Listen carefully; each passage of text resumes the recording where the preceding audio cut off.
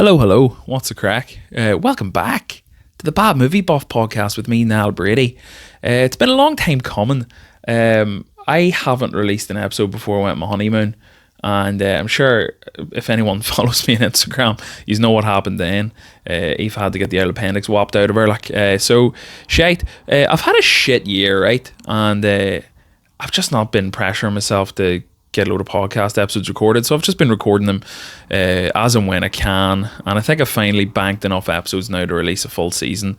So fucking welcome back, let's go. Unreal. This is what I'm growing my hair out, hence the hat. What's this? I've got like a wee devil horn. Anyway, this episode I'm joined by comedian James McKegney to talk about one of the greatest films ever made, Interstellar. And as always, we have fucking great crack, and I loved recording this, so I really hope you enjoy the episode. If you haven't already, please like and subscribe, or subscribe to me on whatever you're listening to. This is on YouTube, Spotify, fucking Podcast Addict, whatever. And always happy for any feedback as well. So fucking, these are all legends. Thanks for listening. Good luck.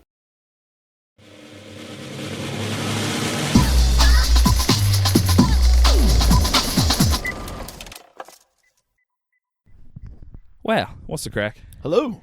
That's us. Yeah, we're flying here. Happy days. Welcome to Newry, James McKegney. How you keeping? Oh, not too bad, lad. Yeah. It's a glorious place to find myself. Yeah? Yeah. You reckon so? Really, yeah. Buzzing to be here on a, what is it? Wednesday? Tuesday, I think. Tuesday. Yeah, it took me a second there as well. I swear to God, I never know I have no concept of what day it is ever, what date it is ever, or the month. Are you permanently like in between Christmas and New Year, that type of vibe? Kind of just, if I don't need to know, I'll not pay attention. If I know something's coming up, I'll be like, I'll look at the calendar. But then on a day-to-day basis, I just have no idea. Sweet. What day That's it good, ever like, is, man. Just spacing about. I'm the exact opposite, where today, I'm like, it's only fucking Tuesday. Do you know what? That's coming from, you work 9 to 5, Monday to Friday. That's it, yeah. So you're in that space of, you like, looking at the week like you're at school. Yeah, living for the weekend. Like, yeah. Whereas I haven't had like a 9 to 5.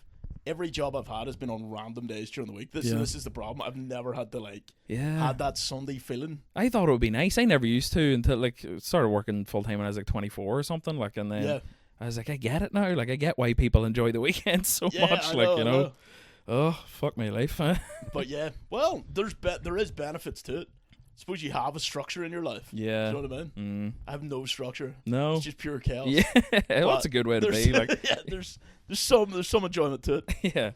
Yeah. So yeah, just to get into it, this week we are chatting about the 2014 masterpiece, Interstellar. Got me a cheat sheet here. So what's your relationship with this then? Would you say this is your favourite film then? Lad, when you asked me to pick a film, this is the first film that came to my head. Yeah. I don't know why. But I do love it. I seen it. The first time I seen it was in the cinema when I was living in Florida. I was there for a year. Yeah. Seen it in the cinema, and it was one of the first movies that I came out of, and was like legitimately like, what the fuck did I just watch? Yeah, like I was mind blown by it. That's class. What about you? I still remember seeing this in the cinema as well when it came out. This is a weird memory I have because I remember it was the first time the Omniplex in Newry had assigned seats. Right. So we used to just be able to jump in and sit wherever you wanted. Like, and I seen there was a girl sitting in my seat, and by the time I got there, I realized it was a girl I worked with. I worked in Debenhams at the time, and I was like, "Get the fuck out of my seat!" What are you doing in my seat, bitch? Yeah. So I assaulted her and didn't end up seeing the movie. Did you tell on her legitimately? No, I just asked her to move, and she was like, "Sorry, Niall, I'm sorry." She was scundered, like, because what are the chances that someone you know? Seat numbers, fool. But and you know, I actually remember when I watched this for the first time, I thought it was great, but I was like, "Oh yeah, it's great, but it's not that great." Like, and this is my thing. Like, me saying, "Oh, it's mind blown by it," people are probably like, "You're mind blown by Interstellar, man. You fucking idiot." Here it is one. But it was good. But I know what you mean. I think maybe the first time I seen it, it was maybe something similar, but it was so long ago that I've never seen something like that before. But I've heard that a lot of people upon first review will be like, it was okay. Yeah, I really enjoyed it, but I remember like thinking I'm not smart enough to know what the fuck's going on in this. Like, and even when they were talking about like I think they explained the time dilation thing pretty well, but when they're talking about the 3 planets and which, like, I remember just being like, who's going to what planet and who the fuck's doing what here, like, you know.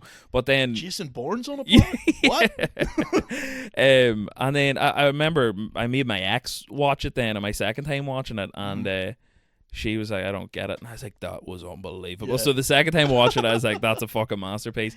And then the third, last night was the 4th time watching it. Yeah. Third time I seen it was back in the cinema. It was re-released. Like, Was that like a couple of weeks ago? Or no, a it was couple of like months 2 ago? years ago, I think. Right, okay. Yeah. And then again was fucking unreal. Yeah. And I don't usually rewatch movies that often. So when I was watching it last night, I didn't think I would be as like glued to it as I was. Yeah. Like, so to give you an idea of how I work, when I'm making notes of the podcast here, I'll just sit with this on my knee while I'm watching a film. Yeah. And if something comes up, I go, oh, I must talk about that. Oh, Yes, I must talk yes. about that. I realised about an hour into this that I had like 2 bullet points written, and I was like, oh fuck. Like, I was so sucked into the actual So film. Like, captivated yeah. by McConaughey's sweet southern drawl. Is that he goes southern drawl? Yeah. Yeah, he's Texas. So Texas, yeah. yeah. Accurate. Like, Do you know what it is? Do you know what I oddly feel like one of the main points of the movie that I just love? Do you know that scene where him and his father-in-law, he's his father-in-law, isn't it? yeah, Donald, played by John Lithgow. Yes. So they're sitting on the porch drinking beer at night, Yeah. and I was like, I bet you that's so sick to live in America and drink drink beer in your porch Yeah, at night. yeah. That it made me love the movie. Every time I see the movie now, I'm like, oh, that'd be so sick. Yeah. And that's maybe the only reason I like it. I get that though. Like, there's something about beer in a porch is really appealing. Like, especially like, do you ever like, are you a Family Guy fan? Like, Was back in the day, of course. Remember, Remember, like, watch it all the time. do Yeah. you remember like Stewie just sitting out, warm out today? Yeah, That's just all I think of when I see a good porch. Like, yeah, lad. There's a part of me that craves, you know, just being that age where you can like obviously it's cool to have like ambition and drive and shit when you're young, but I do crave just being old and just being like, I don't give a fuck. 100%. Anything. Yeah, And I'm just gonna absolutely. drink beer in my porch, and no one can say shit because Yeah. I'm gonna die soon. So fuck off. no, I get that. Like, yeah, So yeah. it's like, Not a car in the world. Like, yeah, like so. Obviously, like chasing dreams or whatever is great, Mm-hmm. but I also feel like you're like, oh, so there's relentless. Like it just never ends. Like I can't wait to be old. there's a house across the road from my parents' house in Uri, right? Yeah. And a woman bought it over and knocked it down Right. and rebuilt it. And the house that I've never seen a house like this in this country. Right. Full blown American porch and all out the front of it, like, and every day, like, me and Aoife would drive past it every time, like, fuck, that's a class house, Yeah. but not once have I ever seen her sitting out there in a rocking chair. She's wasting that She's porch. Like, wasting the goddamn porch, like, you know. you should take it from her. Yeah, I think, It's yeah, like, someone stole my porch. It's just at your house. Like, yeah, she just has to climb up into her door and all. Like, I think it probably takes away from it a bit that it's on like a main road, like, yeah, you know. you're seeing like Australia, like people from here driving by. Yeah. It's like, this is not what I'm. People just looking at her Aye. pointing, like, yeah. She's got a porch. It's like, I know. So yeah, just a quick overview of the plot here. So it's essentially Matthew McConaughey's character Cooper, or Coop as they call him in it, is chosen to lead an expedition to find other planets to live on because the Earth is pretty much on its last legs. All the crops are failing, dust is taking over, and they realise, well, there's like a really good line in it that kind of sums it up. It's like they realised that they weren't going to run out of technology; it was food that they were going to run out of. They were. What year was it? Like 2067 or something? Is that? the I year? actually didn't even look that I up. think Is that's it? the year? Yeah. Nice. And so effectively, it's the world after, like, modern day, like consumption, overconsumption. Yeah. And then now people have effectively they're starving. They've got like corn. Yeah. Is that it? Yeah. The bit where Dust is destroying all the crops. yeah, like the bit where his like neighbor is burning the crops because the blight is essentially what's taking over everything, and he says a line. It's something like, "Is like, oh, they said that's the last ever harvest of okra." And he's like, should have planted corn, like, because corn is the only thing they have left. Should have Like, planted corn. Like. but it's actually like a lot of the inspiration for the film is based in the Dust Bowl incident in the 1930s. Have you ever heard of it? Yes. Isn't that what the small film playing? It's clips from Dust Bowl. Is that what it's called? Yeah, so Ken Burns, do you ever hear him? He's like a documentarian. Yes. He does all these, like, I've never actually watched any of his stuff, but really good documentaries. I think he's like one of Vietnam War, but he's one in the Dust Bowl. Right. And it was when Christopher Nolan was watching that, it was like, fuck, I could do a wee film here. Like, and Right, that kind of okay. inspired him to do this. But a lot of the footage, yeah, what you're saying, the old people talking to the camera and talking about having to turn their plates upside down and all, Yes. is actual people that lived through the Dust Bowl in the 1930s.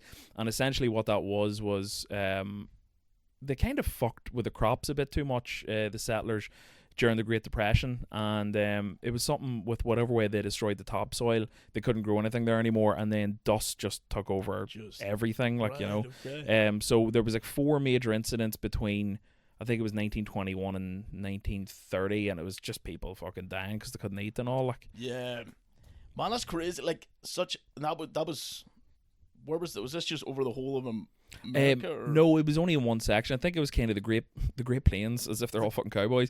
whatever you call the modern day Great Plains is like Apache or Apache or something. Okay. It is one area, wherever it is. I could be getting that completely wrong, but yeah, it was kind of somewhere in the middle. Yes. Do you know what as well? Like, see that the time they're in the movie, and there's the blight and everything's fucked effectively, and they're not going for scientific jobs. They just need everyone to be farmers. Yeah. It just kind of, an event like that, it makes me think of like what life would be.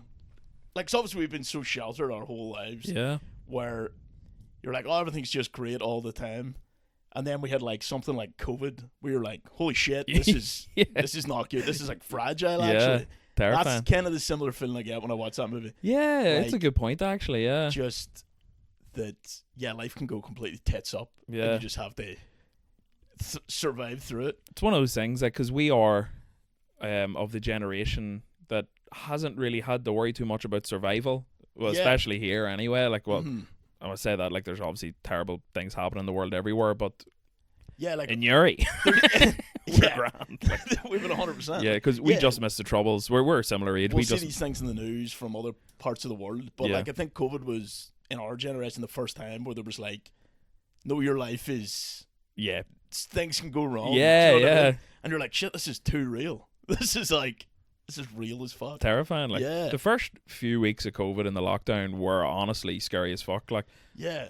I think everyone kind of got over it like a wee bit, like, but like when it was just all hitting the news and it was like, oh, here, you actually shouldn't really leave your house. It was like, holy Global- shit, or they what's were doing going on? Daily, like, addressing the nation. You're Yeah. like, damn. Yeah. Right, okay, this is uncomfortable. Yeah, it's that whole thing where I keep seeing memes about it. It was like millennials have lived through too much history at this stage. Yeah, like, like, this is all going to be in the books.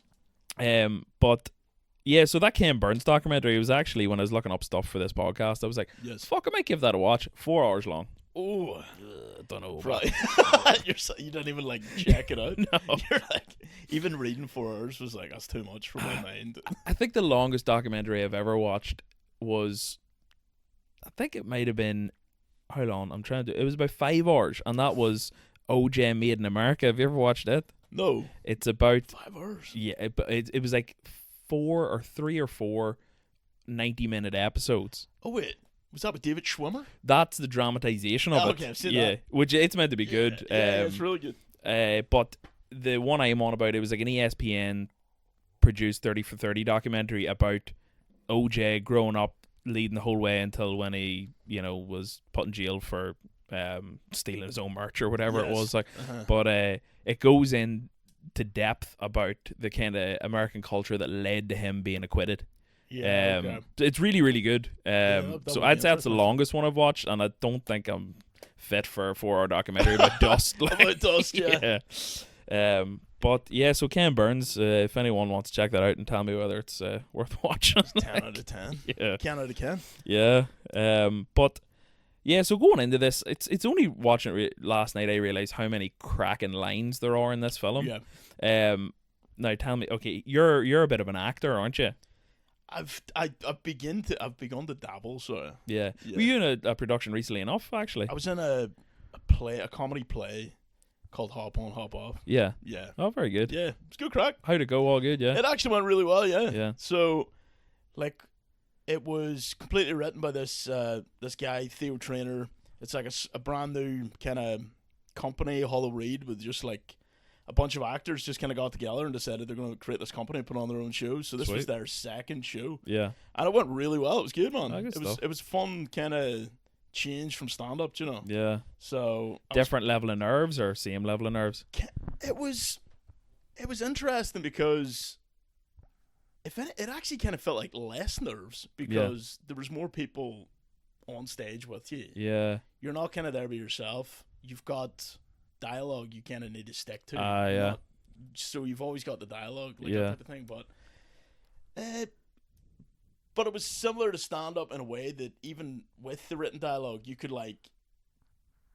get like a bigger laugh if you said the line slightly weird or you paused a bit more. So that was interesting to try different things every night. That was happening each night. Yeah. You go, if I slow that line down or I turn to the audience as I say it, it was interesting to see all them kind of different reactions. But it was good, man. Yeah. Mm-hmm. The reason I'm asking you this is because I was going to ask, do you have a McConaughey impression in the locker? Like, oh, dude, I was trying to do, like, have you got one? No, fuck. Oh, you haven't? No. I was thinking that would come up and I was trying to do it, but I don't know if I have. It's the whistle. It's hard to get the wee whistle. You know the way he does between every... That was good, though. It's hard to get that while you're actually speaking, like, because I think one of the best, like, monologues, it's not really a monologue, but one of the, like, best lines in this is when Murph, his daughter, asks him why she named him after something bad. Yeah. And he's like, nah, Murph. Murph. Yeah. I don't know. Murphy's Law doesn't mean... you know, that's all right, dude. It's not Go great. for it. But yeah, that Murphy's Law doesn't mean something bad's going to happen. It means whatever can happen will happen. And that sounded good to us, is the line. I just think that's... Good to us. That was good. It sounded... What's your dad spoke to guy? That was amazing. What did you say? Sorry, I keep zoning out. You'd be asking him real philosophical things all the time, wouldn't you? I could imagine my dad say anything like that. Fucking hell. The lawnmower's broken again. Yeah. And I'm like, oh no, that sounded beautiful, but it's tragic. That's class, man. But it would be like, it would be Virgin, like trying to get that impression. You're kind of somewhere between McConaughey and like mid-Ulster. What word I'm looking for? Preacher. Like, I think there's a lot of mid-Ulster preachers do a bit of a Jesus boy, you know. Oh, Jesus. I can't do the whistle at all. I've been trying to get that my whole life. It's tough. Because I love it. What is it? Is it? No. So here, Jesus. You almost have to like get the voice so small that it's like, yeah. I don't know. I can't do it. Did you ever? I just think McConaughey in general is just one of the coolest bastards on the planet. And when he was like chosen for this, what was kind of the general consensus at the time? Was people like McConaughey for a big, deep picture? Yeah, 100%. That's what I thought anyway, because he was more like rom-coms back then. He was the rom-com guy. Yeah. That's just my wife coming in. Oh, right, okay. In case you thought someone was just dandering in. He was the rom-com guy, and what was he like? How to Lose a Guy in 10 Days and all that shit. Yeah, like what's the other one? Sahara or something? Oh, yeah. There was like Sahara one. I seen that in the cinema, was actually. Was that him and, what's her name? Kate something? Kate Hudson, maybe? Kate Hudson? Yeah. But what else? You know what actually he was in? Probably the first thing I ever seen him in. Did you ever see, or do you remember Reign of Fire?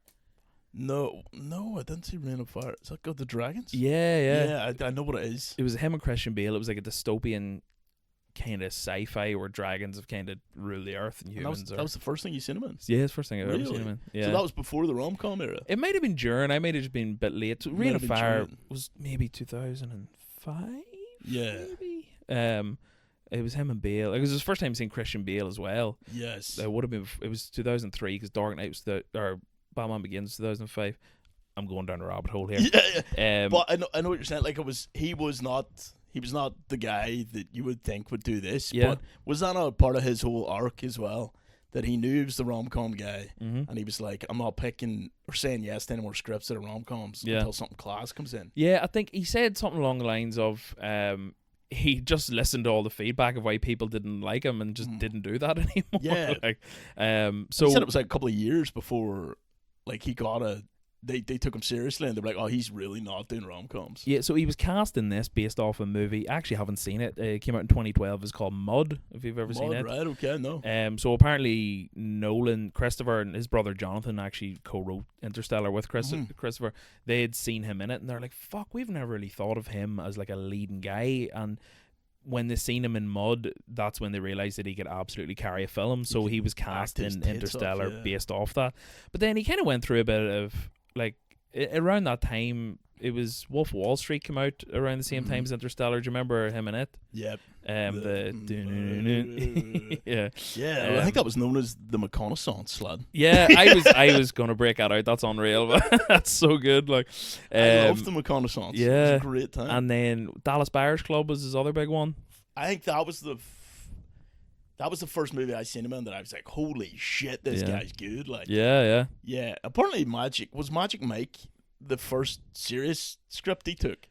Oh, I don't know. Actually, I've never seen Magic Mike. I haven't seen it either, but apparently it was around that time. He says, because he keeps saying, I did Magic Mike, then Dallas, and I'm like, was Magic Mike the first one? Because then I'm thinking, he's like, no, I'm waiting for a serious script, and they dropped Magic Mike, and he was like, fuck yeah. And I say, but then apparently it's actually like a pretty serious movie. I've heard that. Like, because it's one of those ones on the surface, it seems like it's just a film for horny women to watch in the cinema. Like, but apparently, the first two, the third one just came out or a few years ago, but the first two are apparently like a real good commentary on like the male psyche and stuff. Like, right, you know, okay, so. like it's like a bit deeper than, like, I thought it was just like a fucking silly, like you said, strip movie. Yeah.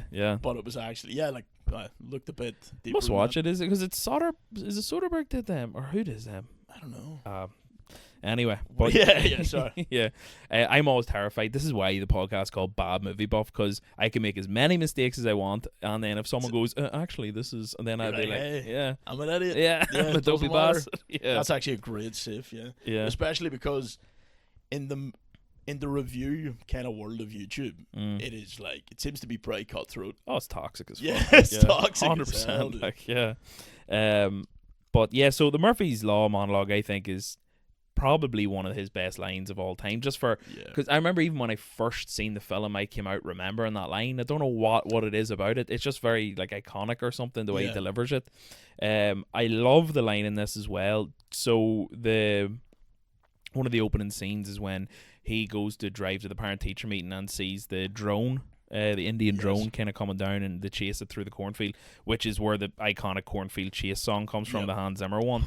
And then when he's like, just keep driving, and then his son, played by Timothy Chalamet, like slams on the brakes. Yes. And then he's like, well, I guess that answers the question, would you drive off a cliff for me? Or something like that. Like, so good. Like, he can say anything. I know, it's fantastic. Yeah. Just speaking of that soundtrack, just the greatest soundtrack I've ever heard. 100%. Yeah. It's so fucking good. Nolan himself said that he thinks it's the best work Zimmer's ever done. And I've actually got a quote here about it. So when Nolan was like asking Zimmer to do the score, like the only direction, he didn't tell him what the film is about, didn't give him a script. So I've got it down here somewhere. Where is it? Oh, I fucking lost it. Oh, here we go. Yeah. So Nolan said to Zimmer, and to quote, "It's time to reinvent the endless string ostinatos that need to go by the wayside. The big drums are probably in the bin." And he gave one sheet to Hans Zimmer with a very, very light overview of what the film might be about. So he's pretty much saying, I don't want all that fucking string orchestra shit. Like, just hit me with whatever. Like, and I don't even know what it is. Did he not say as well? He goes, he effectively went, I want you to write a piece of music about a dad's love for his son. Was it something like that? There actually was something like that. Something like that. Yeah. And then that's what he came up with. Unreal. Which I'd be like, no, I want you to write a piece of music about a cat that's fucking got attacked by a West Belfast smick. That's what Lion King's about, isn't it? Yeah, right up. He actually did the soundtrack for Lion King as well. Like, And then he just comes back with something amazing. You're like, fuck, you're a good lad. Next. Hard debate about Hans Zimmer. Like, do you think this is, well, you just said that's probably your favourite Hans Zimmer score then? I mean, he's got Inception as well. Yeah, he did Inception. I think this just takes, this is just like edges over Inception. This is much better, I think. The one song from Inception, In Time, do you know that one? It's unbelievable, I think. But again, I don't know whether I like it more than the cornfield chase in this. There's something about that cornfield chase, lad. Yeah. There is the cornfield chase. Isn't the main theme Is the main theme the corn? No, there's the main theme and then there's the cornfield chase. It's two different songs. Aren't they? I think they're kind of like They lead into each other. Type yeah, they're like the same melody but played different Yes. motifs. I don't know. So there's one of them. Which one has like a ticking sound in it? That's I forget the name of that one, but that's the one that when they land in the water planet. Yes. Yeah. It's also incredible. There's something to do with that, and I actually couldn't find anything about it today, but someone told me before that the ticking represents every like day that goes by on Earth or something right, like okay. that. So there's a certain amount of text for it. There's another day going. Yeah. There's another day. That type of stuff. And quiz question: do you know how long in Earth years it was they were on that planet for? Was it? It's either they were there 7 or every hour was 7 years. Every hour was 7 years. Yeah. So they were there for like, was it like 21 years or something? 23. 23? Yeah. I think one problem I have, I'm getting ahead of myself here, but one problem I had with that scene is they did not age up that character enough to have been in there for 23 well, years. black don't crack, lad. So he just Maybe. looked good. Right like, enough. They should all been like, damn, you look amazing, lad. Yeah, he's Did just we up leave, there like, moisturising. up here, lad? It's like fucking 30 gallons of moisturizer in this shit. Is that why we're losing so much fuel? Yeah, either that or he's just wanking his brains out like with the moisturizer. Lad, I was always amazed by that because when they got back and he was old, I was like, fuck, I'd have killed myself. Yeah. like Yeah. long before they got back. Yeah, I'm like, jeez. oh, they're not coming. This is it. Yeah. I don't know. Have you seen Project Hail Mary? Yeah. In the book of it, there's like a description of why all these sci-fi films have like hypersleep, and it is essentially down to the human psyche. It's like a mind cannot be by itself in an enclosed place for more than like, was it like 7 months or something like that? Before Like it just starts like tripping and hallucinating. yeah, so because that's your brain's like, no, you need to talk to someone, so I'm gonna make someone up. yeah, yeah, pretty much like But the hyper sleep, is it called? yeah. Yeah, crazy. The one in Interstellar freaked me out a wee bit because if you watch like Alien or anything, they're just put into like a glass tube and then snooze away. Interstellar looks like they're being waterboarded. Like Yeah, the sheet comes up and the water starts pouring out. Yeah, it's awful, dude. don't like that. No. Don't like it at all. So if we're going, most of my notes here are just I love that line that he said. Like, I love this movie over and over again. Yeah. Fuck, this movie's good. This is great. The next one then is when he's in the parent teacher meeting and the principal says like, what do you call him? Tom, who's played by Timothy Chalamet, his son, isn't scoring high enough to get into college, and he's like, oh, his scores just aren't great, and he goes, what are you, like a 32 waist? And he's like, maybe like a 28 inseam, and he's like, I don't see how this is relevant. And he's like, so you're saying it takes 2 numbers to measure your ass, but 1 number to measure whether my son can go to college. I turned black halfway through that. I don't know why. So you're saying I love that line though. Yeah. That's great. very good. Like That whole scene is incredible. yeah, It's just the fact he goes down and just like they're obviously trying to get him to discipline Murph. And he's like, okay, I've got an idea. I know what I'm going to do. There's a ball game on this weekend. I'm going to take it to that. unbelievable. It's so good. Like, Yeah, it's so good. Like and then he comes out and he's like, yeah, you're suspended. yeah, Legendary. just such a good dad. Like there was I never noticed until I watched last night the amount of aspect ratio changes. Have you ever noticed that before? Okay. So what do you mean, like just the widescreen, small screen? Yeah. Yeah, it happens. I actually haven't noticed that. No. It happens so quickly that like sometimes they didn't even see it change. But I'm like, there's definitely, I think when it cuts between them and space, like it's like full IMAX screen, and then when it goes back to like Murph when she's older trying to figure out the equations and all, Yes. it's like back into like 2 black bars at the top and bottom. Right, okay. But I only noticed that for the first time last night. I know that there's when they're going by, is it Gargantuan? Yeah, That's full IMAX kind of yeah. wide, isn't it? Yeah. Just to give you the scope of how tiny Mad. these people are in comparison. But I've never noticed it. I actually have never noticed it switch back and forth. Yeah. But that is cool, yeah. I have another crack of McConaughey line here. Right, let's hear it. I'm not doing the voice anymore. I'm not doing the voice. So this is probably the most famous quote from it, and it's we used to look up at the sky and wonder at our place in the stars, and now we just look down and worry about our place in the dirt. Yes. Isn't that Place in so the good? dirt. Like That's so good. Like, that's I'm talking to the. That's the porch scene. that's the isn't it? porch scene, yeah. That's the porch Yeah. scene. Fuck that porch, but That porch. it's heard some conversations, hasn't it? Like, Yeah. Oh man, it's such a. It's a unsung hero of the movie. yeah. The porch. Yeah. But I don't know what it is. Yeah, that's a great line. The porch was so important So that I'm they just thinking actually about the porch again. Like, I got pure lost. And I was like, it was night, the stars were out, wee beer. Yeah. Unbelievable. that's what I said. It was so important that they actually rebuilt it and put it on Coop Space Station at the end of the film. Like, you know what I mean? That's right. Yeah. Of course. I love the scene in this. So then, to move on then, so essentially he figures out there's coordinates coming through the bookshelf.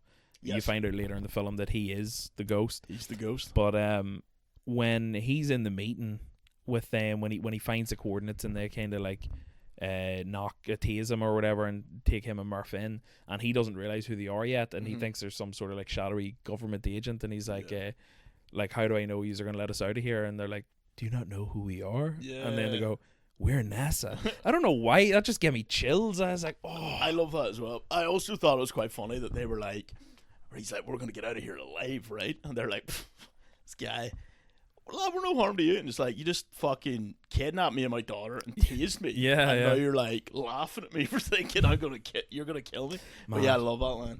We're NASA.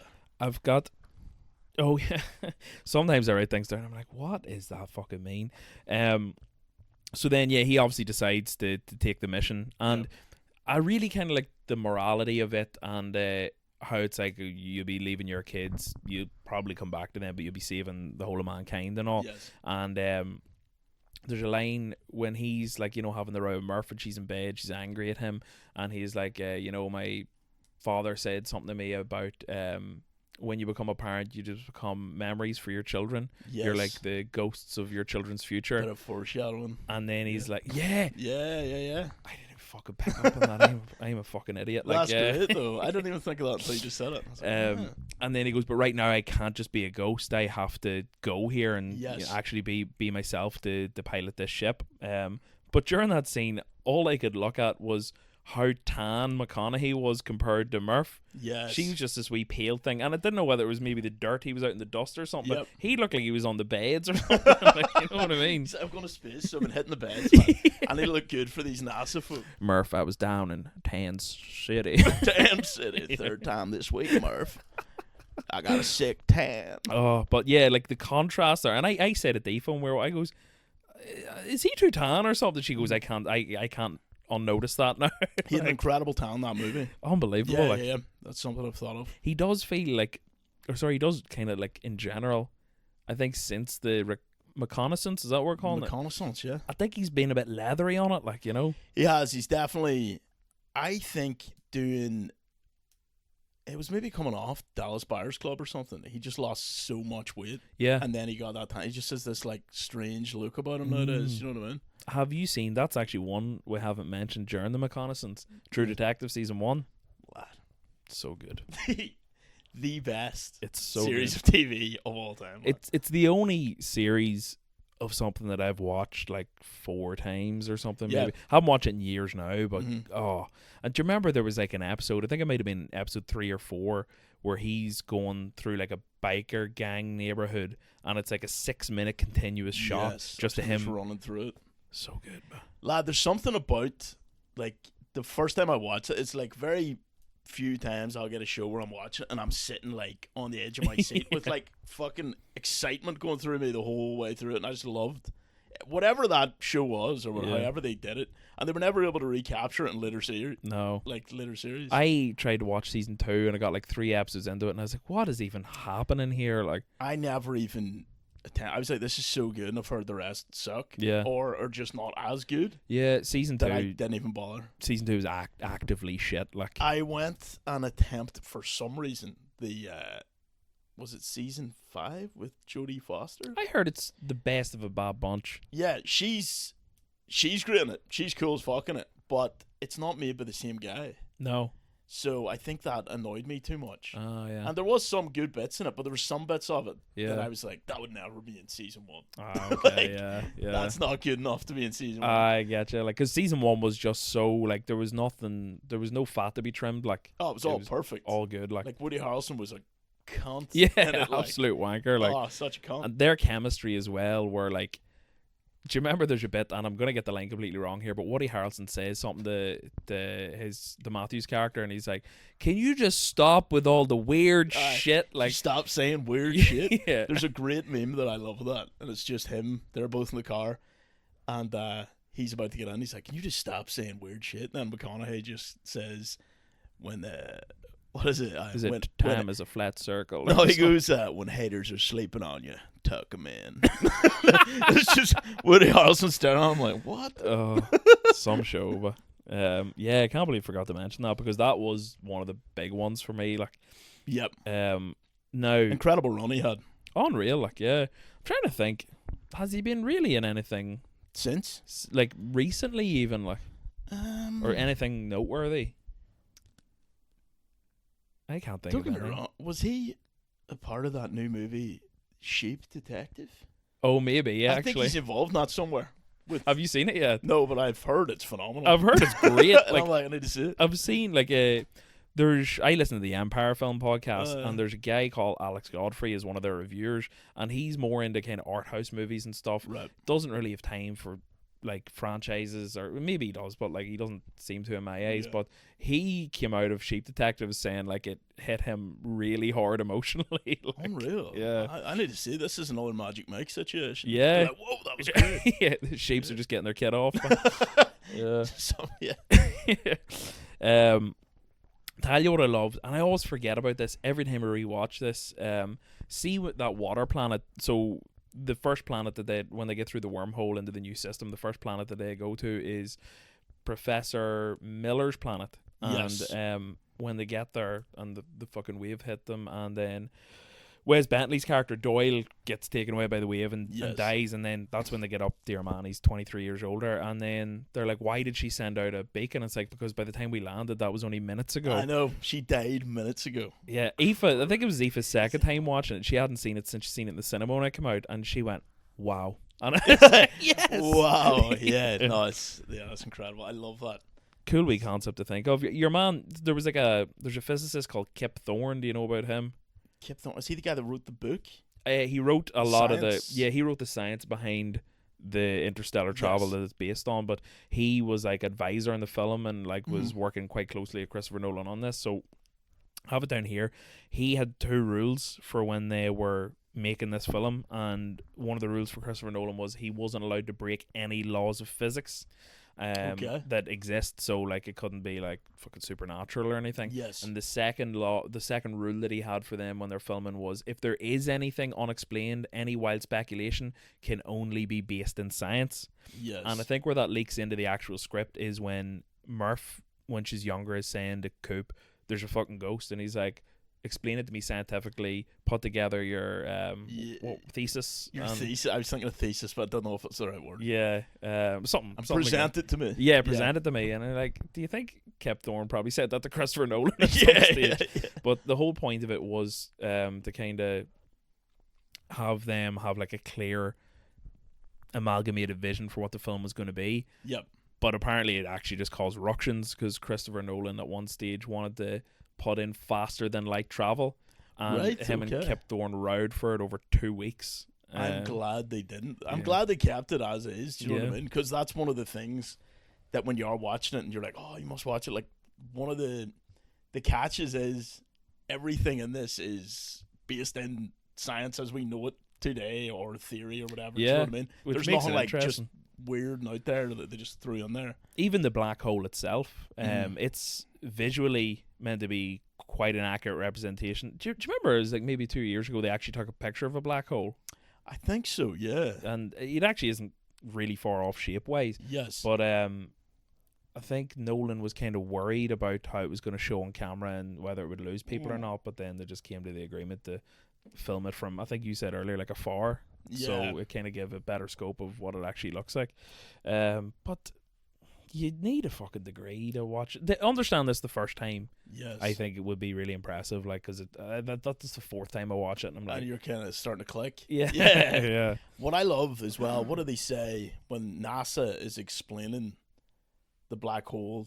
It's like they're not unnaturally occurring, or what did they say? The wormhole. The wormhole is not naturally occurring. Someone had to put it there. Yeah, and he's like, oh, someone had to put it there. And they're like, exactly. So, see, I actually, when I was watching, I thought it was a bit of a hand wave moment. I thought it was like, what do you mean someone put it? Like, you know what I mean? Yes. That kind of confused me a wee bit. So, yeah, it is. Yeah, like I totally get you. So when you first seen that, you're like, what? Yeah. Yeah. But I think I was more just to kind of support the plot of the fact that there is these higher beings helping them, essentially. Yes. Tell me this. Have you ever seen a film called Event Horizon? No. Do you know what it is, or have you ever heard of it? I've heard the name. It's don't watch it. No, it is good. I've watched it once and I was like, oh, not watching that again. Oh, okay. And it's essentially, the reason I'm bringing it up is because you know the scene in this where he's explaining the wormhole. So the character David Gyasi plays Romilly, the black guy that ages 23 years. Yes. When he's explaining that to Coop, and he's got the paper, and he's like, the quickest way between these 2 points is a straight line, but a wormhole bends it, and he folds the paper, puts the pen through it. In the movie Event Horizon, they explain a wormhole the exact same way. Literally, like I think they took that directly out of Event Horizon. But it's a film starring Sam Neill from the 90s about these guys going through a wormhole to find like a ship that they'd lost in it. And then when they get there, it's like, it's something along the lines of like, they found a portal to hell, and everyone on the ship like rips their own eyeballs out. Shit, right. It's very body horror, very gruesome, but maybe worth a watch. I don't know. Okay. Lawrence Fishburne's in it as well. Like, it's a good cast. Morpheus himself. Yeah, okay, I'll check it out. But yeah, so that's even last night when I was watching it, I was like, they'd just rip that clean off Event Horizon. Yeah, it's just straight out of it. But that's probably how they teach it in uni or something. Like, yeah, that could be. Yeah. Whose theory is the wormhole? I'm not too sure if Kip Thorne himself came up with it, or maybe he's developed on previous research or something. Interesting. Okay. Yeah. I feel like if anyone had any type of scientific brain and heard the shit I'm coming out with, they'd be like, "What the fuck's he talking about?" Oh yeah. Now, I think one of my favorite scenes in the film is the bit when they get off that planet with the time dilation, and he's got all the video messages. Yeah. Heart-wrenching. Crazy, lad. And that's when Casey Affleck comes in playing Tom. Why do I keep forgetting Tom? 23 years later, and he's talking about how he lost their daughter Jessie and stuff. And yeah, it's crazy.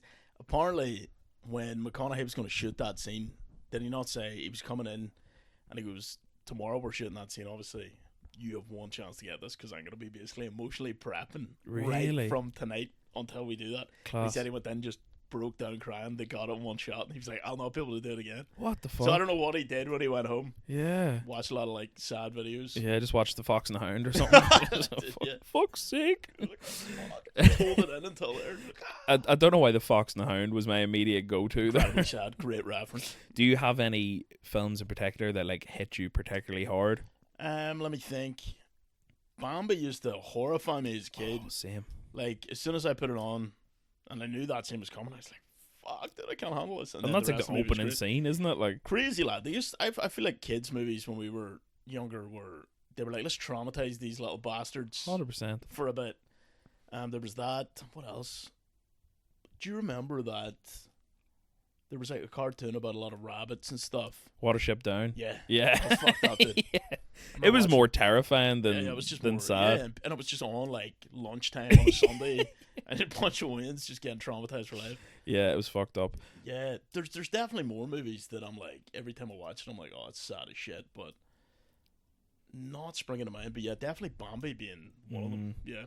I just saying there about Watership Down, I think there is a certain level of, like, even other than just movies being sad back then, of trauma as well. Like Watership Down. Do you remember All Dogs Go to Heaven? Yes. There was a scene they actually had to cut out of that where he goes to dog hell. Jesus Christ. And it's terrifying. There was one. Do you remember this? I think I might have brought this up in the podcast before. The Brave Little Toaster. No, I've never seen The Brave Little Toaster, thank God. Right, so it's this story, right? I'll not dwell too long on it here. Right. So the Brave Little Toaster has this farm and all the crops are down, so he has to go to through a wormhole. No. He rips his eyes out and goes to hell. Yeah, that's it. So he gets a piece of paper and folds it. It's essentially about a family moves house, and the story picks up with all the household appliances that the family left behind realizing they were left behind. Jesus. And the Brave Little Toaster's the main character. Right. The Hoover's a character. There's a blanket, like, you know, my 90s style electric blanket is one of the characters as well. Yep. But there's a bit where the Brave Little Toaster's having a nightmare within the film, and the nightmare is just like a clown chasing him with a hose, but the hose shoots forks out Right, because you know to go toasters into and the toaster, forks, and it is to this day like bone chilling to watch. Like I can't Why? even think about it without getting the shivers. Like Lad, like they tried to ruin us.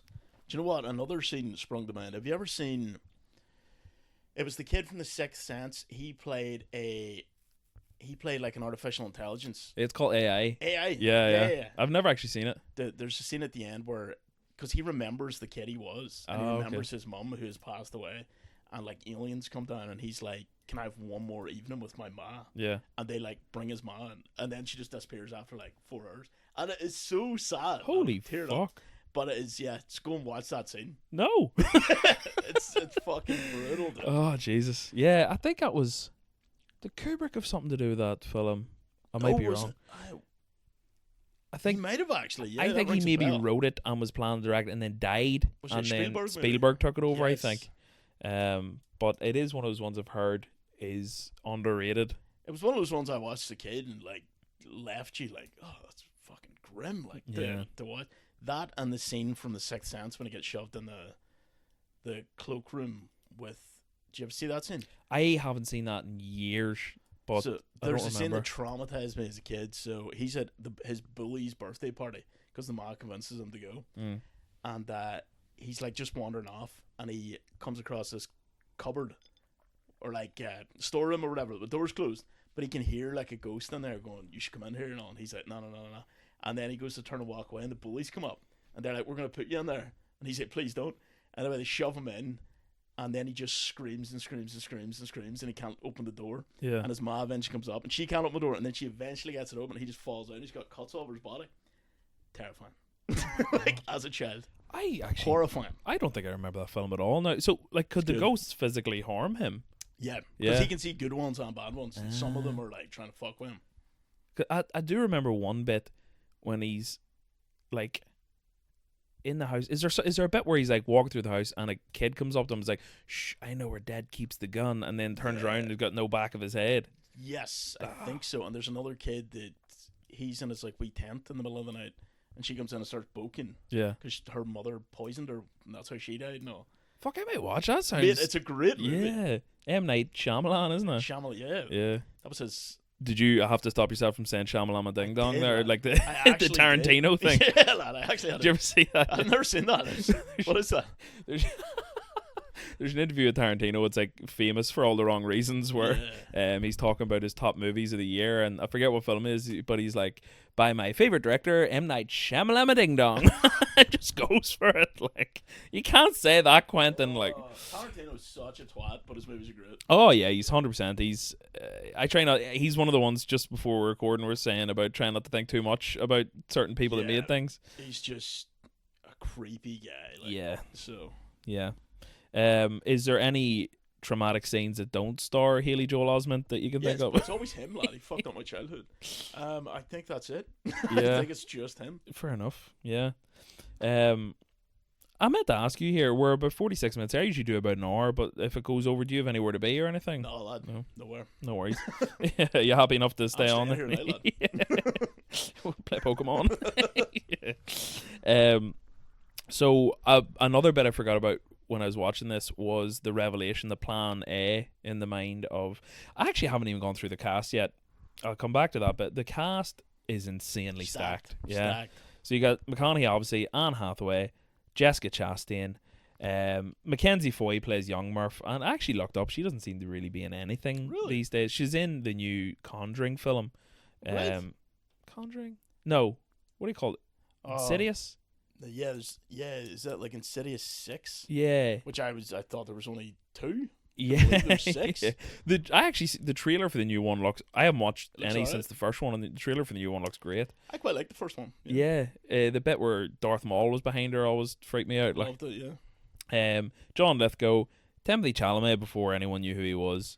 You got Wes Bentley in there, who I always remember as the creepy guy from American Beauty. Did you ever see it? Which one's Wes Bentley? Oh, it's the father-in-law. Is he Wes Bentley? No, he was the guy that kept filming the plastic bag.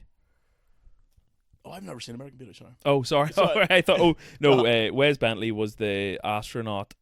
He plays Doyle, the astronaut that dies with a wave. Oh, yes. Yeah. He was in Twilight, lad. Was he? Apparently. Oh, I think he was. oh, okay. I've only seen the Maybe first it wasn't. two I of think them. I think I seen one of them in cinema for some reason. I hear. See, when the first Twilight came out, I'm completely happy to admit that I was obsessed with it. Yeah. I never read the books, but the first film, I had a torrent of it. It had Our Generation by the Gonads It for sure. Like. It really did. I remember like people uploading like profile pictures and Bebo and shit of them holding that apple at Yeah. the cover of the book. Yeah. I do remember like a lot of like alternative girls, and that was their whole vibe. Yeah. And you got Michael Caine, Casey Affleck, Topher Grace, Eric from That 70s Show, Easy. Matt Damon, and then David Giazzi. Now, this is the next question I was going to ask you. Do you have a Michael Caine in your locker? Ooh, what does he say? It'll not be good, but I love his quote when he's like, "All them push-ups and you can't lift a bloody log." Out of Batman. Yeah, You ever see that? it's so good. That Like, always sticks in my mind. my favorite Batman. Mashed up, Bruce. Yeah, Yeah, I can't do it. my favorite, and I'm gonna butcher this as well. But you know when he's talking about, it's in The Dark Knight when he's talking about the bandit that like stole. He's like, that's when they found a ruby the size of a tangerine. That's my favorite line of all time of Michael Caine. Like, but then So the line fresh. after that where he goes, "I've been throwing them away, you see." So good, like. He is so good, lad. But so the bit in this when he's dying and he reveals the plan A was a sham all along, I completely forgot about that. I was like, bastard! I know, Like, what a thing. fourth time watching this is still getting me. Like, Yeah, what does he have a line? No, he just starts going, "Do not go gently into that good night." She's like, "Shut up! that Stop saying that fucking poem." that was ruined for me. Did you watch that show Last One Laughing? It's clips. There Looks was, great, though. you know, I forget the name of the comedian, but she plays Philomena Conk. Yeah. Did you see her reading that poem in Last One Laughing? No, but I need to because I love her so much. They do this thing where they'll get each comedian up on the stage to try and make them all, like, they'll do like a wee show to make them all laugh, but it was just her reading out that poem, but she had a fart machine. Like, so, like, as soon as I heard that yesterday, I was like, oh, fuck's sake. Like, but that does seem to be in a lot of shit, that poem. I think it's in The Grey as well. Have you ever seen it? Fucking love The Grey, actually. Yeah. Oddly enough. I chucked It a may be whitey in the shite, I cinema can't- watching it. You what? I chucked a whitey in the cinema watching it. Yeah. Jesus, what a movie to Whitey and my love. Jesus. It was a bit where there's like the plane crash at the start, and there's a bit where a guy's dying, and Liam Neeson's just talking him through death, You're and I just thought it was me. Oh no, dude. You're Yeah. like, this is God talking to me, I'm dying. Yeah. The Oh, movie brutal. house in the Dublin Road when it was still about. Oh, what a place to be. Unreal. I've only seen one movie baked, and it was Evil Dead 2013. Oh, Stoned to the bone, lad. That's a tough watch, Do man. you know what? I loved it. Did I you? came out of it and was like, that was incredible. I don't know what. The weed hit me just right or something. Yeah. I don't know. Class, yeah. Now I remember when this first came out. So the whole thing about Matt Damon being in it, it was a secret. Right. He was never in any of the promotional material. He didn't go to the premiere. Mm-hmm. He wasn't listed in like the starting credits or anything like that. I think Variety magazine might have let it slip that he might have had a small role in it, but other than that, no one really knew he was going to be in this. And I remember when I watched it for the first time being like, holy fuck, there's Matty D, like, you know. But when I was telling one of the... Man, yeah. Sorry? That's his name, Dr. Man? Dr. Man, Yeah, yeah, that's it, yeah. When I was telling one of the boys how good the film was, I goes, there's a wee cameo from Matt Damon as well. And I remember him going to me, why the fuck did you tell me that? That's a spoiler. And I was like, no, it's not. And I remember having a row with one of the boys about this. And now I think it is a spoiler to say that. Like, if you don't know what's coming, it is one of those moments you're like, oh, okay. yeah. It's like, now that, again, can't really talk about him, but Kevin Spacey in Seven. Yes. That's another kind of one you're like, oh, holy fuck. Like, Yeah. it doesn't take away or add to the plot, but it's like, oh, that's a good actor. It's the space dog. Yeah. Yeah. Yeah, no, you're probably right. Do you know what? I probably didn't appreciate that enough when I first seen it. Because I don't think I looked at anything going into this movie other than, oh, here's a big movie, Christopher Nolan, whatever the fuck, I'll go watch it. But yeah, I didn't appreciate that enough that Matt Damon was in it. I think I was kind of like, oh, but Yeah. that is a big... Yeah, I didn't appreciate how It's stacked no this- Evil Dead. It's that last No Evil Dead. Yeah. But yeah, like, fuck that. The cast is seriously stacked. Just Unreal. as you read it out there, I was like, fuck, that Yeah. is a crazy cast. That's the most, usually, like, when I'm writing out the cast here, this is just like a cheat sheet for me. Mhm. But usually I'll list like 5 or 6 most famous people in it, but I just kept going Just there. kept Like, going, like. yeah. And Matt Damon, like Dr. Mann, was Slimy motherfucker. he was a real like. piece of work. Yeah, it really made me hate Matt Damon briefly. Yeah. So, and like, what was his rationale? He was saying it was more courageous to... What was he trying to do? Sacrifice humanity so that he could, like, start a new colony with this? Essentially, he was saying he thought he was brave, but in his mind he never considered that his would be the wrong planet. Yes. So it was only when he's kind of faced with that he, like an arsehole, put down the bacon to say, come on here, it's class, like, it's unreal. And his plan was to steal their kill them, steal their ship, and continue the mission effectively. Yeah. Can't buy. He could kind of tell he's a bit fucking funny from the outset, and then it's when he like officially betrays Coop and like cuts off or like smashes his head into the helmet, which is a fucking great line where Coop's like, there's a 50-50 chance that you'll kill yourself doing this, and he goes, they're the best chances I've had in years. I know, that's good. Like, I know. But it's just when you only hope when you're killing a man that you have a great line like that at some point in your life. Exactly. It's when McConaughey's dying, or Coop's dying, and he's just giving this monologue about how he's like, you're gonna see your kids, and fuck up, Matt Damon. Like, that pissed me off. I'm like, dude, it's not enough to kill the man. You need to get like, here's some more information I know because I'm really intelligent. Lad. Yeah. So just as you're down, let me just wax lyrical about some mad shit here. Yeah. But it was pretty interesting. Yeah. What do you say? Like, that's your brain's last ditch attempt. Yeah. To keep you alive. Yeah, to push through. These are people you need to live for, type thing. Yeah. Which is crazy. Like, class. I wonder how true that is.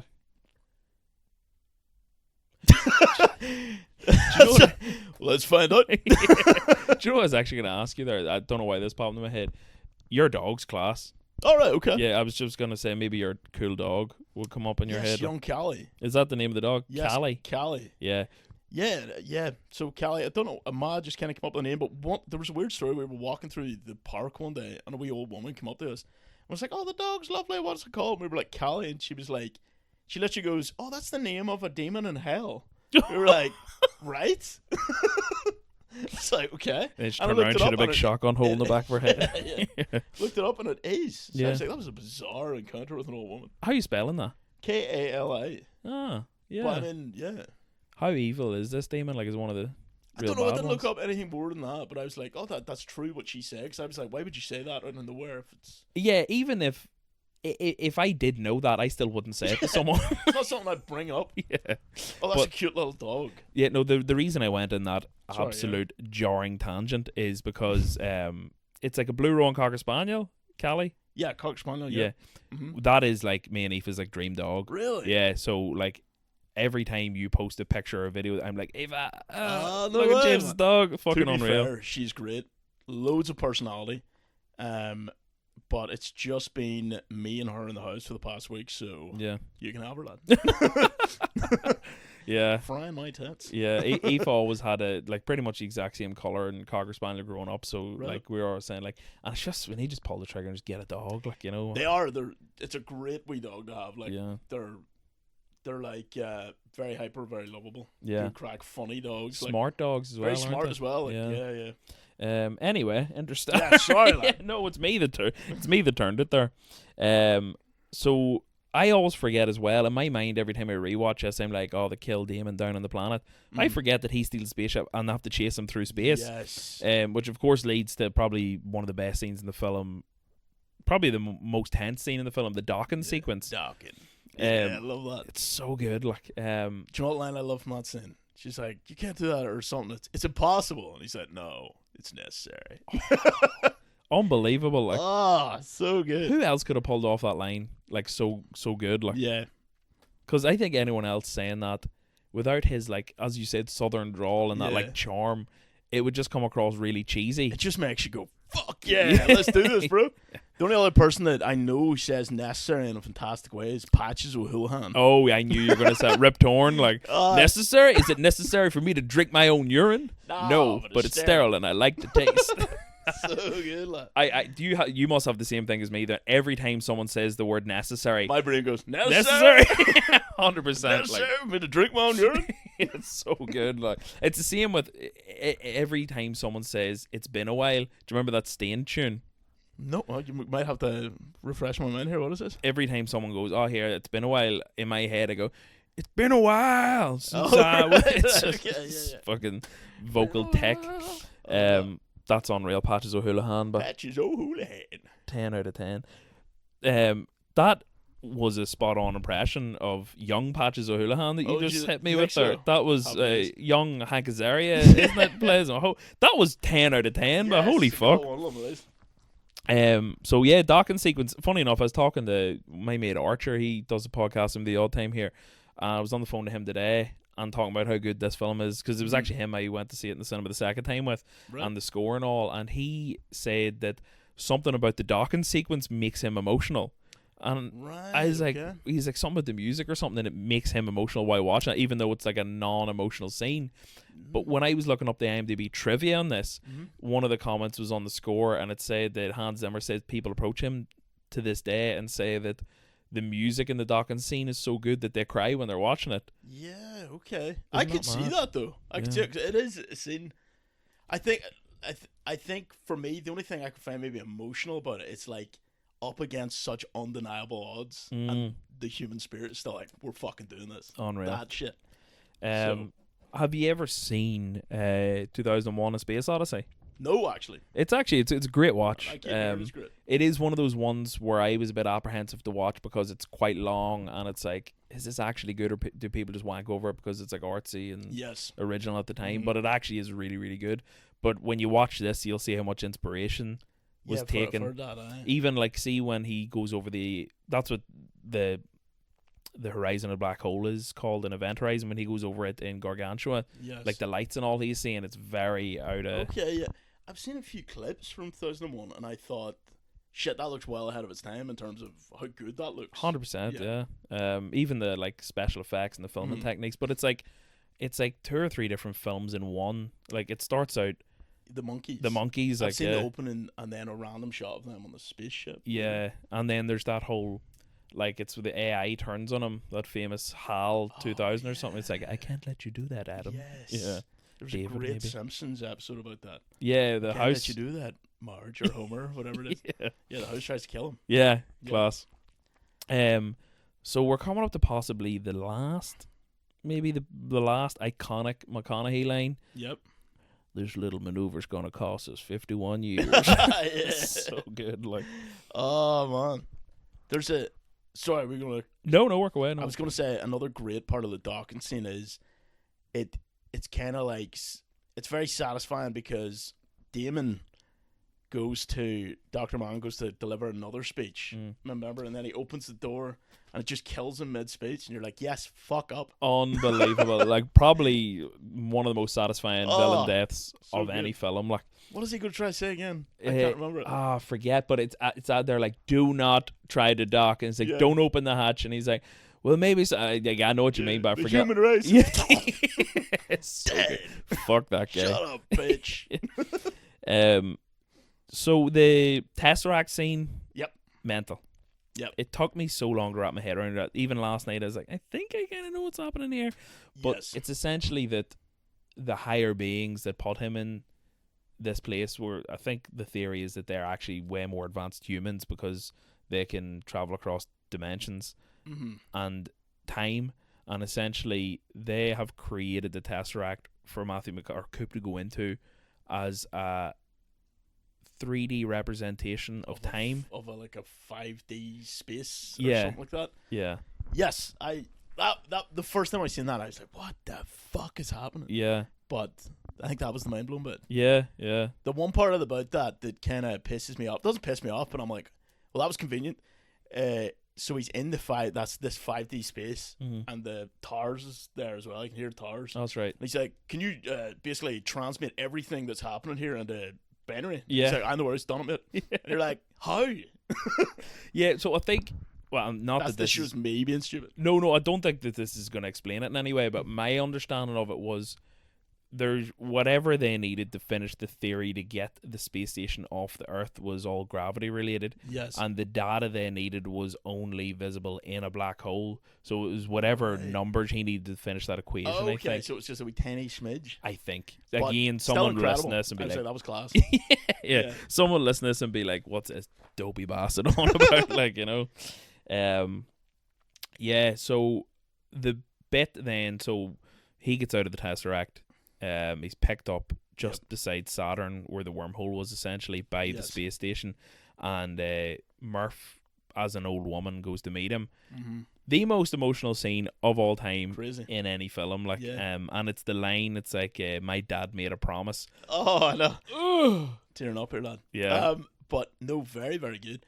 And what does she say? My dad made. I knew you would come back because my dad made a promise. And he's just like, fuck. Yeah. Oh, it hit me hard last night. I don't know what I'm a crier in films, like. Dude, and as I'm getting older, I don't know if I'm a crier, but my eyes tear up anytime I'm talking about anything sad. Yeah. So I like have to keep like looking away. So I look at someone else, or I'll be like notably crying. Here. Oh no, I'm the same. Like, I was on Dave Elliott's podcast, and did you ever see that video with the penguin being like, he's going to the mountain, like, even if we bring him back to the colony, he will head toward the mountains by himself. And then he just goes, but why? And then all this motivational music starts playing. And I was like, explain this to Dave. No I was way. like, I'm actually going to cry for no reason. He's like, why? And I'm like, I don't know. Oh fuck! What's that? Is that March of the Penguins or something? So is it's like some David Attenborough document, or no, it's not even David Attenborough. It's like a German guy, but it's just showing this random group of penguins, and one just goes for the mountains. Yeah. And they're like, "There's nothing. It's going for the mountain," and it's just talking about it kind of relates it to the indomitable, the unbeatable human spirit. Ah, okay. Like, yeah. if this penguin is going to explore the unknown, Yeah. It's not Werner Herzog, is it? it could be. I don't know. This penguin goes into the mountain, I think it might be that dude. Yeah. It does sound like something he would do. Like. Yes. But yeah, sorry. Yeah, crier. yeah. Oh no, Yeah, I'm yeah, bad for it. Like, even like, I'm trying to think though. Like, there is some like examples where I'd be like ashamed of admitting that I cried. I'm trying to think of really bad ones, but you're all your typical ones. Like, and it only started maybe 6 or 7 years ago. I used to be maybe just what you're saying, tear up, and now I just be like, it's so shit. Like, Yeah. it's bad in the cinema. Like, seeing like the Robbie Williams Monkey film. Oh, it's in it. Is it criable? Oh, cried my fucking lamps out, but Do you know what was an odd thing that kind of made me cry, and I had no idea why? I went to see, when I lived in Florida for that year, the group that brought us over arranged for all of us to go see The Lion King. Like the stage show of it. oh yeah. And as soon as it started, like the music, I was like, why am I even crying right now? I get that. Hey, can you man? And I was like, fuck. There's a mate of mine, I won't name her name out loud. I don't know whether she'd be annoyed at me or not, but, and I wasn't there. It's one of my wife's mates, when they went to Titanic screening. It was like the 20th anniversary of Titanic. Apparently, as soon as the opening music come on, just heard her next go. Like, so, very similar to yours there. Like, Yeah. class. Here, why not? I think we pretty much. Oh, actually, I have a bit of trivia here. So I think I've actually covered most of the trivia, just as we're chatting there. But there are a couple more ones here that I think's class. Now, do you know the whole thing about Nolan and his hatred for CGI, and he'll do everything practically if he can? He actually grew 500 acres of corn to film this, Heard that. and ended up selling it for a profit Fuck off, really? at the end of Happy it. Like, days. yeah, class. Like, and another class one that I thought was interesting here. The script for this was it's written by Jonathan Nolan and Christopher brothers, like, but Jonathan was originally hired by Steven Spielberg years before to write this, and whatever way it worked out, just ended up not making it, and then it was actually Jonathan that went to Christopher and was like, "Here, you know." That blew my mind when I heard that, because in my mind it was just straight up Nolan came up with this whole thing, and I was Same. like, fuck, this script was floating about for a while with Spielberg attached. I never knew that at all. It would have been so different with Spielberg too. Like, yeah, I'm glad. Like, do you know what? I actually need to go back and watch a lot of Spielberg stuff, because it's all things I've seen as a kid and properly didn't appreciate what I was seeing. Yeah, fair enough. Whereas I don't know if it does it hold up. Is it? I haven't, like, I think I'm actually quite bad for Spielberg and haven't seen all his famous ones. Like, I've never seen E.T. I hated E.T. Did you? Yeah. The shape of that thing. It's terrifying. I was actually just going to say there, can you imagine Spielberg did end up making this and then the higher beings are just all fucking ETs? Oh, like. Jesus, yeah. shaking hands with her and all. I had the finger coming through. Like, hey, what is that? Ew. What were you gonna say there? I was going to say I'm interested in Spielberg's new movie Disclosure Day. Looks class. Yeah. I really hope it's good. And it's Michael Kapp wrote it as well, who originally penned the script for the original Jurassic Park. So it's them, Holy balls. all the lads together again. We're in for a treat. Yeah. Spielberg, I'm trying to think. I'm fucking blanking on every. Well, I've seen Jaws, but again, only seen it recently in the last few years. Right. Have you What's seen it it? like as a kid again? What's Yeah. it like seeing for the first time now? Brilliant. Yeah. Is it? Yeah. Terrifying. Sharks freak me out anyway. Same, lad. Same. I watched Close Encounters with the Third Kind. Have you ever seen it? Nope. It's like one of his original Alien ones. Like, it's Yeah. brilliant. Did he do Fire in the Sky? I'm not sure. Or maybe he didn't, but that was another Alien one, I think, based on, I could be completely wrong about all this, Betty and Barney Hill, like that first couple that was abducted by aliens, like a really famous case in America. That could be completely wrong. Yeah. No, But I'm not it's really familiar a with good that. alien movie too. Yeah. Fire in the Sky. Must check it out. I go down like fucking rabbit holes of shit like this. Like, Same lad. but it's hard to beat. Yeah, so I've already said about Matt Damon's thing. Anne Hathaway actually got hypothermia when they're filming the Ice Planet scenes. It was all Really, filmed right? in Iceland. Like, Holy yeah, fuck, right? she is in a bad jam apparently. And Bad jam. yeah, had to stop filming for a while and all. But yeah, and in going back to like Nolan's hatred for CGI, see the dust clouds and the dust storm scenes, all real. Mental. He got these like artificial, like synthetic dust particles and just blew them into the fucking air. Yeah. So like it wasn't. I wonder is that negative effects in the lungs of the cast, or was it safe? I don't know. I think most of the scenes at their end have got mouth covers and stuff anyway, so it could be grand, but like it couldn't be too good for you anyway. Yeah, no, definitely not. But here, and then Tarj and Case, the two robots, yes, they were puppets. They weren't CGI at all. crazy, crazy. I should have taken down the name of the puppeteers, but the guy that puppeteered them both does the voice for Tarj, and then another guy does the voice for Case. Tars is legendary in that film. We Unreal. haven't discussed it yet, but unbelievable. The percentages of like humor and Incredible. what is like self-destruct mode initiated. That's like right. class. Yeah, when it's at 100% humor, he's pure like, yeah, bro. Like, Yeah. And then it just brings it down. Class. That's pretty much all I have in terms of Interstellar. Do you have any wee fun facts in the back You pocket? literally mentioned I think I had the Spielberg and the Corn in my mind. Oh yeah. So we've covered it. There you go. Yeah. Now I'll always finish the podcast by asking the question: if you were to do the podcast again, this is maybe a trick to trick people coming back on. Right. What film would you talk about if you were to come back? Ooh, that's a good question. Right. We did maybe The Sixth Sense, lad. Oh yeah, That'd be an could a good interesting one. actually. Yeah. Yeah. I think The Sixth Sense. Sweet. Because I'd love to watch it again, actually. Yeah, good stuff. All right. I used to do this thing where I'd ask people for podcast recommendations, but I've got too many podcasts to listen Yeah, to. you're now. like, I don't need any more. Yeah. My thing that all I listen to at the minute is either, like I'm saying, ambient fucking background music, or it's like 3 hours of Reddit horror stories that I fall asleep to. Yeah. Incredible. Like It's like rain in the background. creepy pastas, is that what you used to call them? Yeah, but it's always like, these are true. And I'm like, I just needed to say that so it's a wee bit more believable. I know what they're you not mean. true. Yeah. But rocks me to sleep Yeah. for some fucked up reason. That movie Smile, I think, is based off one of those Reddit creepy Really? pastas. I think so, yeah. Smile's fucked up. I haven't seen it. It's like one of those ones that like kind of sticks me after and you're like, ugh. It's like uncanny or something. Psychologically mental. Yeah. Fair enough. Well, there, that's us then. Thank you so That was much for sick. coming down. No worries, lad. On here. Cheers. All right. Yeah. See ya.